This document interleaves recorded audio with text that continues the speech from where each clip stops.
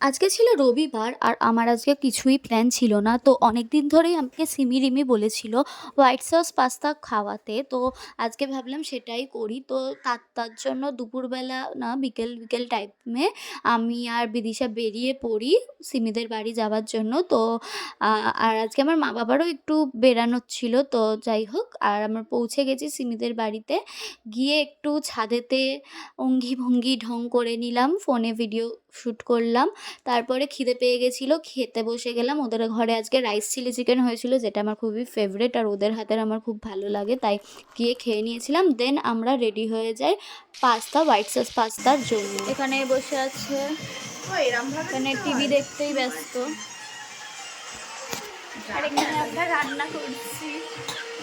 ফার্স্টে ভেজিসগুলোকে চপ করে নিয়েছি, দেন তার মধ্যে একটা বাটার অ্যাড করে 2 চামচ ময়দা দিয়ে ভালো করে ওটাকে নেড়েছি যাতে একটুও লাম্পস না থাকে। দেন দুধ অ্যাড করেছি, দুধটা একটু বেশি লেগেছে, মানে বেশিই লাগে। দুধ অ্যাড করতে করতে একদম সফট একটা টেক্সচার এসছে। দেন তার ওপর চিজ গ্রেট করেছি, তার ওপর চিলি ফ্লেক্স, অরিগ্যানো দিয়েছি। দেন তারপরে ভেজে রাখা সবজিগুলোকে দিয়েছি, দিয়ে পাস্তাটাকেও অ্যাড করে একটু ভালো করে জাস্ট নাড়তে হবে।